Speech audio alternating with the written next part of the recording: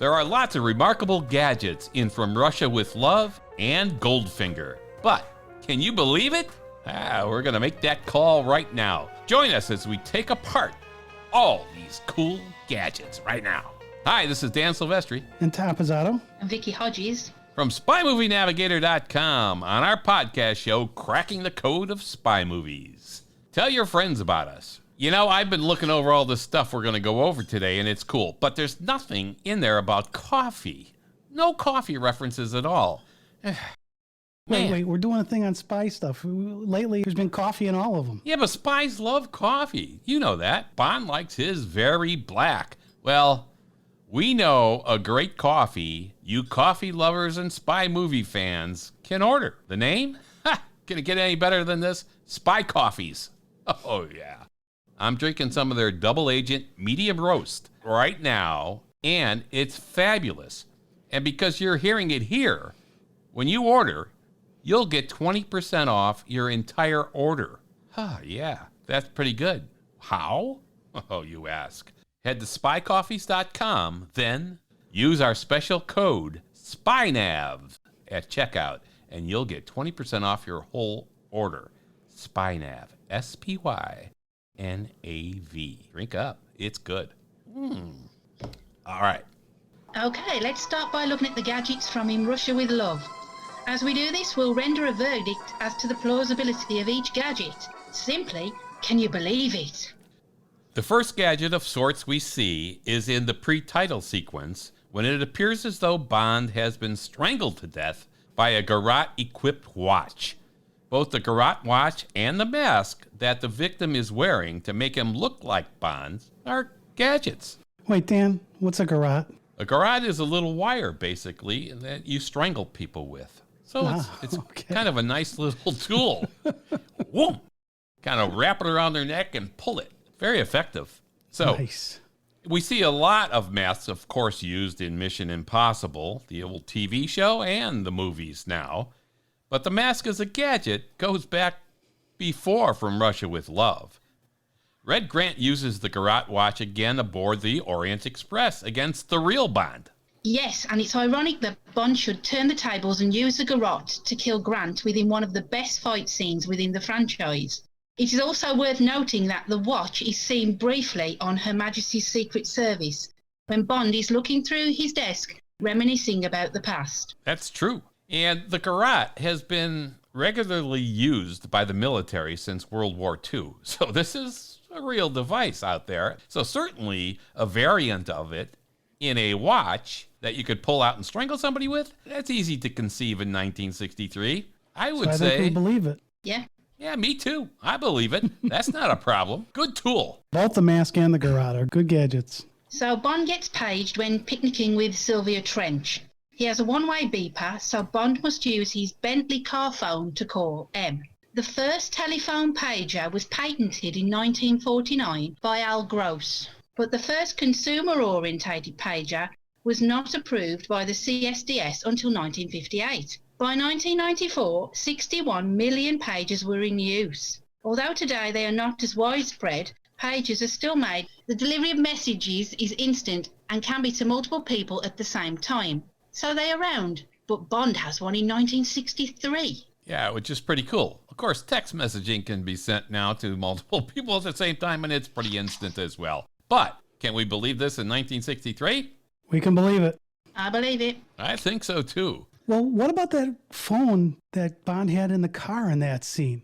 Yeah. I remember I had a car phone in the 1980s, but this was 1963. Could that have been real? Well, it turns out that in 1946, Illinois Bell Telephone Company started carrying calls on Motorola equipment. And I only mentioned the Motorola equipment because it was actually done about 2 miles from my house. So this is absolutely a believable thing. Yeah. Oh, yeah. Car phone then. Yeah, and it was cool. That. In his Bentley. That was a cool thing to have. And yeah, I go. Thumbs up. I believe it. There are 2 other things in this scene with Sylvia that are probably not gadgets, but worth pointing out. The first is there's the string that Bond ties the champagne to chill it in the river. So the string being a kind of gadget to be a chiller. I don't know. And the second gadget, and I put this in air quotes, has to do with Nikki Vanderzeel. Now, Eunice Gayson is the actress we see as Sylvia Trench, but Nikki dubs her voice. So is Eunice Nikki's gadget, or is it the other way around? I don't know. I don't see voice dubbing as a gadget, but okay, all right. She's done a lot of voices, Nikki Vandersel, She has. for the Bond films. A lot. Absolutely. Yeah. All right, so when Kleb walks across the training camp with Morzeny to meet Red Grant, they walk by this training area where agents are fighting, shooting guns, and even using a flamethrower. We know guns were real and had been around a heck of a long time, but what about the flamethrower? It turns out, really, that the first use of throwing fire as a weapon, believe this or not, here you go, dates back to the Peloponnesian Wars, the 400s BC. And the Byzantine Empire had something called Greek fire back in about 673 AD. Yeah. And modern flamethrowers were first used during the trench warfare conditions in World War I and increased usage in World War II. So, flamethrowers okay? Definitely believable. Yeah, no doubt about it. Now, the biggest gadget in this From Russia with Love movie is the Russian Lektor. It's a decoding machine used to decompile coded and highly sensitive documents. And it was highly sought after, of course, by the British. Of course, the Lecter device was not only a gadget, but an essential part to the plot. The main reason Bond was sent to Istanbul was to retrieve it for MI6. And of course, the Spectre organisation wanted it so they could sell it back to the Russians. Yeah, I like that part. It's like they're going to steal it and sell it back to you. That's good. Yeah. Of course, such a machine is based in reality, like on the Enigma machine in World War II that the Allies cracked the German code with. Now, Dan, we talked about that machine when we talked about the Spyscape Museum because they have an Enigma machine at that museum in New York. Yeah, they do. It was one that was retrieved from a lake, I believe, and it was all rusted out and everything else. We have pictures of it in our podcast on that one on our YouTube channel. But yeah, pretty cool. But wait. Coding machines in World War II, yeah, sure, okay, and this is 1963, a Lecter machine. Yeah, we can believe that right now, right? But how about this? A coding machine in the American Revolutionary War? Yeah. Thomas Jefferson invented the wheel cipher while he was George Washington's Secretary of State to encode diplomatic messages. It had 36 wheels on it that could be spun around to encode a message. And someone with the identical wheel cipher machine on the other end could decipher it. It appears that he never really built it, and he abandoned the idea in 1802. But the U.S. Army reinvented it as the M-94, which was used from 1922 up to the beginning of World War II. Another encryption device that was widely used was called a one-time pad, which the spy encrypting the message would have one sheet and the target would have the other. The random code was selected and used once. Once the message is sent, the originating pad is destroyed. The receiver decodes the message, then destroys their pad. So the code could never be broken, as new codes were used all the time. Pretty ingenious. So cipher machines have been important for a long time. So they're definitely a believable gadget for us here. Easy to go with this one. Yep. I think we deciphered the code on that one. Of course, Q's attache case. A smart piece of luggage is a gadget everyone remembers from this film. It contained an AR-7, a .22 caliber rifle with infrared scope that could be broken down to fit into the stock of the rifle, multiple rounds of ammo, a tear gas canister that can be activated to disable an enemy opening the case, 50 gold sovereigns, just in case, and a pop-out throwing knife. In real life, there are briefcases developed for spies that will incinerate the secret and sensitive papers they hold if they are opened the wrong way. Yeah. This is my favourite gadget from the franchise. Bond refers to it as a nasty little Christmas present, but ultimately, this Q invention saves Bond's life. Interestingly enough, Desmond Llewellyn used to take the case with him on publicity tours. Wow. Did he ever have to use the knife? We mentioned in the Dr. No piece before, M mentions a similar device in Dr. No when he tells Bond he will have all the papers sent to the airport in a destructor bag, as we mentioned earlier. Wow. And yesterday we can purchase an electric shock briefcase, which will shock the assailant when he tries to open it and emit a loud siren. And it can be customized to release, are you ready? Tear gas. No kidding. Yeah. That's believable. I that think makes so. this a very believable gadget. Hey, you want to really believe it, check out spynuts.com. You can buy one of these things. I might have to get one of those. Okay, tell me if you do, so I don't accidentally pop up tear gas. Yeah.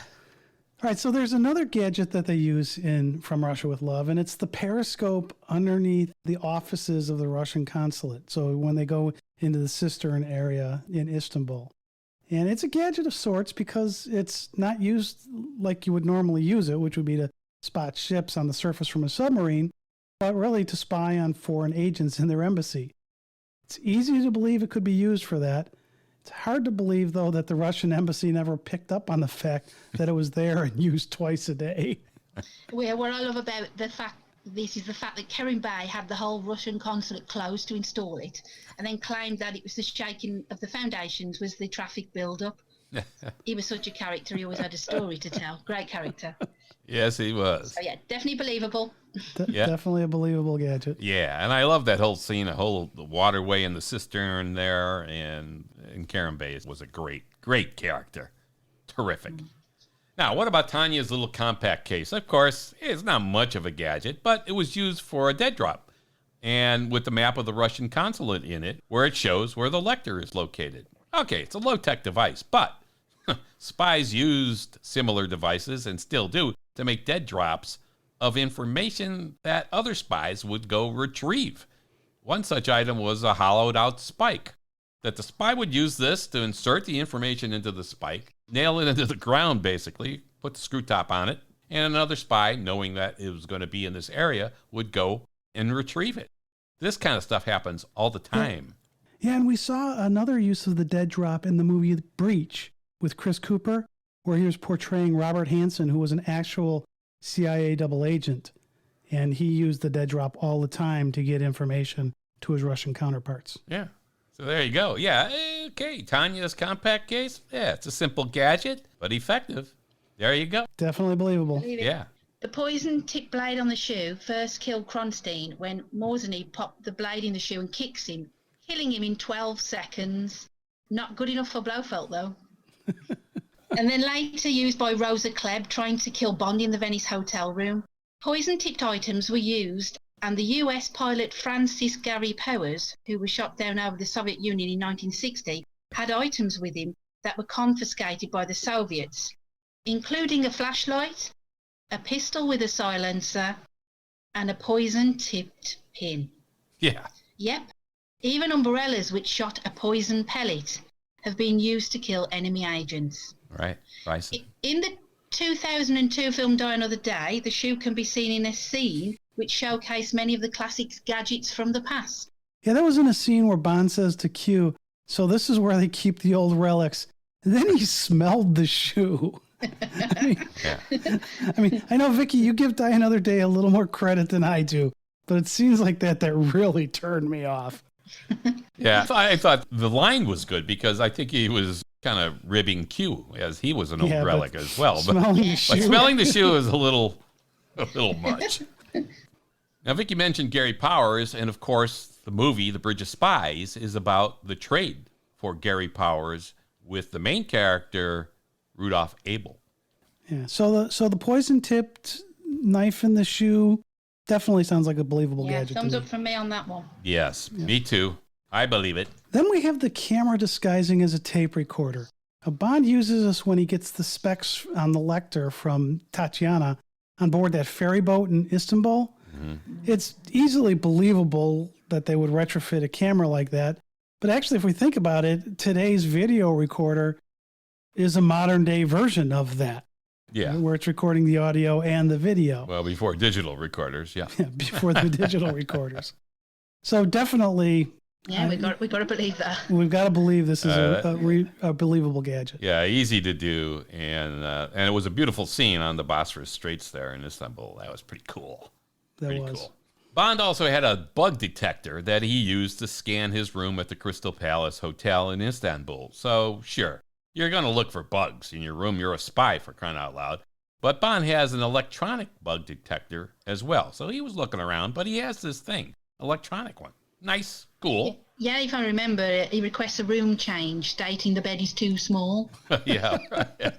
What a great Bond line. I love all that kind of stuff that they throw in there. And you have to, it's like, oh, I wonder what that means. Oh, wait, never mind. Let's get back. When the transistor bugs were developed in the 1960s, they became smaller and harder to find, the bugs themselves. So Bond's bug detecting device is very small, and more than likely at the time, it probably would have been a larger piece of equipment to pick up the radio frequencies and so on from the electronic bugs in the room. We can't be certain.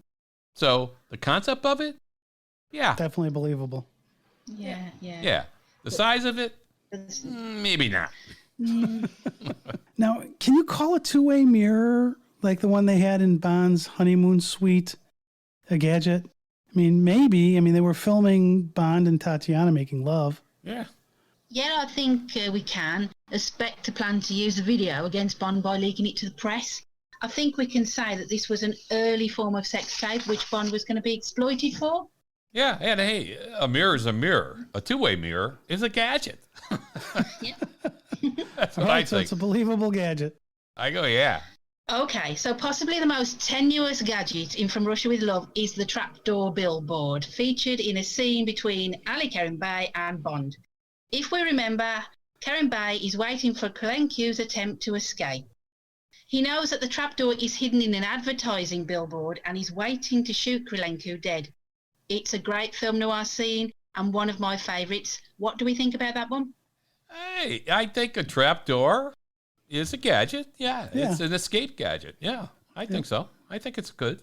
Yeah, it's Krelenko's gadget to get out of the building. Now, there was something about that billboard, too, that was interesting. On the side of the wall that he opens the trapdoor.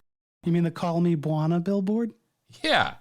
Yeah, that was another movie by Broccoli and Saltzman that was released at the same time. They put it in here for advertising, although it didn't work. Yeah. And we talked about that in our podcast on From Russia with Love. So if you want to hear more about that, take a listen to that podcast. Yeah. All right, so that covers the gadgets in From Russia with Love. There were more of them there than I originally thought there would be. So let's go ahead and move on. Let's look at the movie that's credited with creating and finalizing the Bond formula, namely Goldfinger. Goldfinger, one of the best, not only Bond movies, one of the best movies. All right, it starts with the scuba headgear that Bond sports in this pre-title sequence.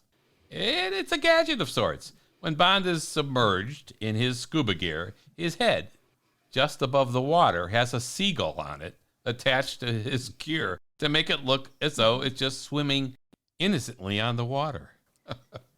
Okay, that's believable. Don't know how useful this is for someone watching. I mean, someone could be watching them, seeing the little birds swimming, but of course, Bond steps out of the water 2 seconds later, so it's like, oh, shit, that bird's attached to the scuba diver. I don't know how useful it was, but maybe it was to get him to that point. So I'm going to say, okay, that's okay. Yeah, and then they took that concept further with the crocodile boat thing or whatever that Roger Moore's Bond was in. Octopus, yeah. We saw that actual device at the Bond in Motion Museum in London. Yeah, very so cool. Like they go from a small seagull to say, let's take the whole body and put it in. Yeah. And you even see the manta ray in License to Kill. Yeah. The manta ray suit, so... Of course, the whole point of Bond doing this is to get ashore inconspicuously and to blow up a Latin American drug dealer's headquarters. Eventually, he unzips the dry suit, really, and he's got a crisp white dinner jacket and bow tie and everything else. And if you're thinking like we're thinking, it's like, what's the chance of that really happening in real life? I mean, this is probably not believable, right? Well, wait a minute. So, in real life, there was a Dutch spy who used a very similar technique to infiltrate a German-occupied mansion in the Netherlands during World War II. Underneath a specially designed wetsuit, he wore evening wear.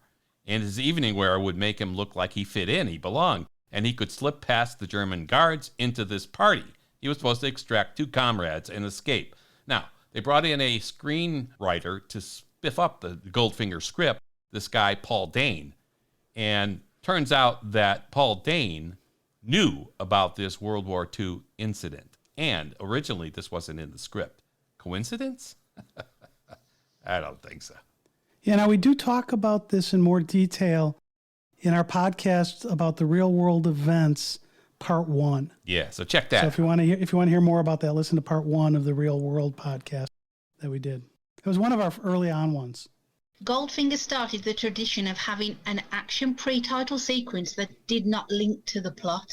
It was an ingenious idea as it kept the audience interested, and I think that this fun gadget was used to inject a little humour into proceedings. And as Tom mentioned earlier, it was emulated by fake alligators and gorillas in later Bond films. Yeah, that was fun.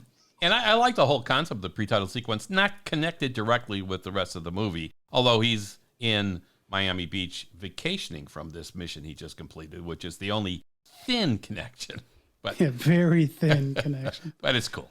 Yeah. Actually, Spielberg gave a nod to the Goldfinger scene with the white suit by having Harrison Ford wear the white suit with the red rose in the Temple of Doom.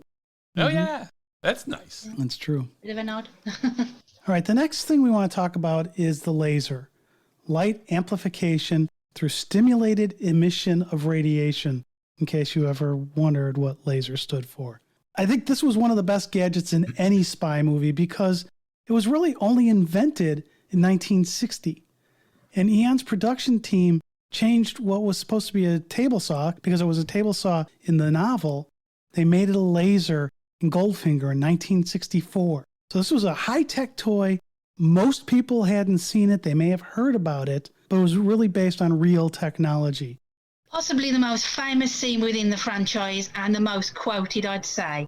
While strapped to the table, laser edging towards Bond, certifying his impending doom, Bond says, "Do you expect me to talk?" And Goldfinger starkly replies, "No, Mr. Bond, I expect you to die."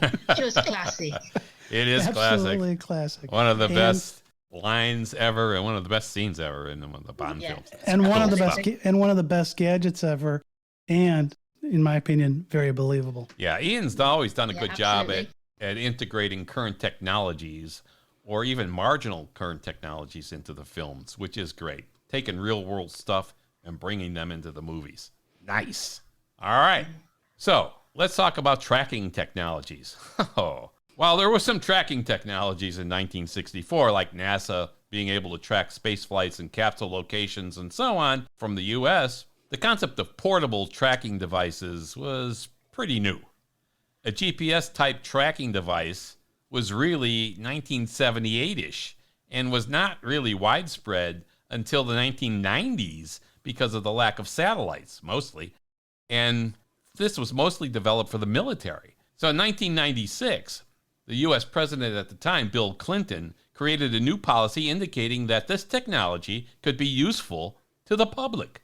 And so GPS technology began for public consumption in the U.S. But in 1964, Bond has a tracking device he could clandestinely place on Goldfinger's car to track him to his Switzerland headquarters location, and a portable device that was hidden in his shoe that can be used to track him individually.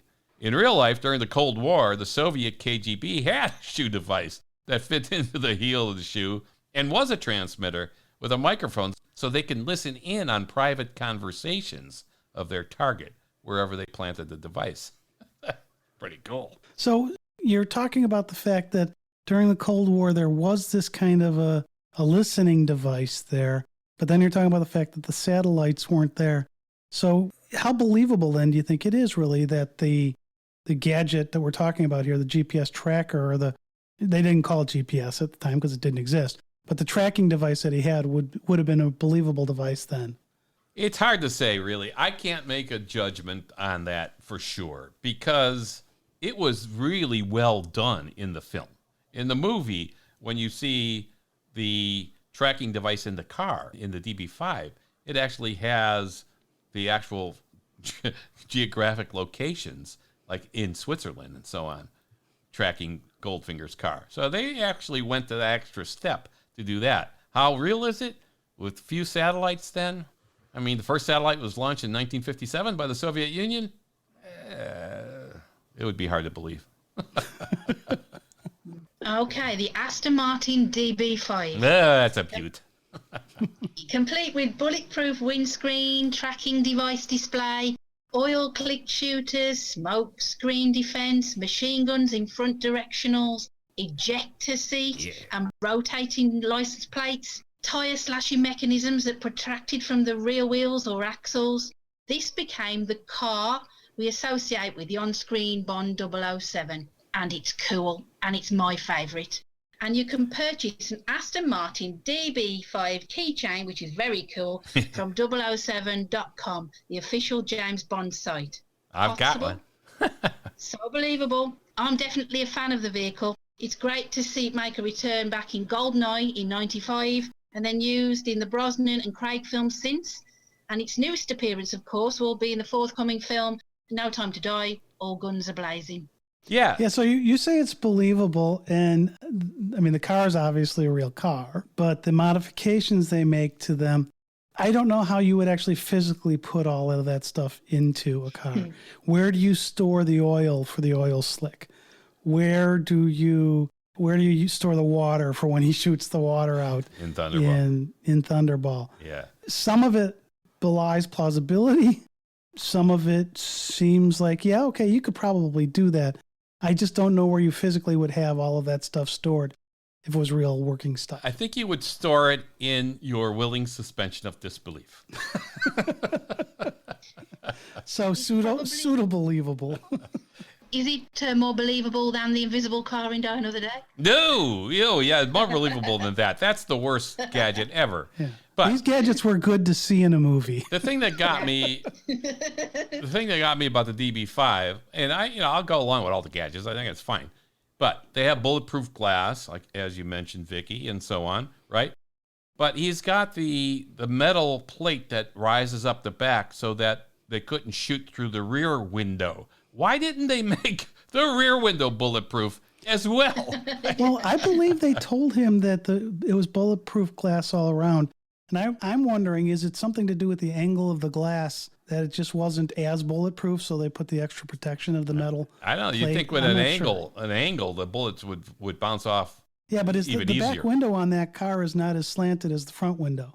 Oh, it's pretty slanted. No, it's pretty slanted, I think. Is it? Oh, yeah. Okay. I think it's pretty slanted. And so, anyway, there is no such thing as bulletproof glass. It's actually layers of plastic. So there you go. Okay.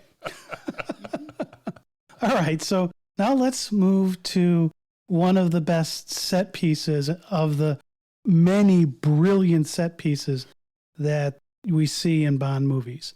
And I'm talking, of course, the meeting room at Goldfinger's stud farm, where he's got that spinning billiard table, where it flips over, and there's the controls on the other side.